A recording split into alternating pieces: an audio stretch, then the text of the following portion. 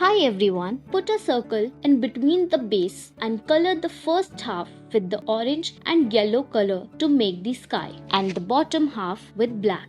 Add detailings like black grass to the bottom to make it look beautiful.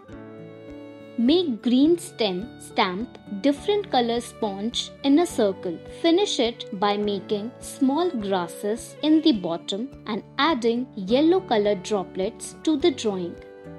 Make a broad brown trunk with branches. Take 5 to 6 earbuds, rubber it and make dots on the branches with pink shades color to make its flowers. Make some dots in the bottom to give it a final look.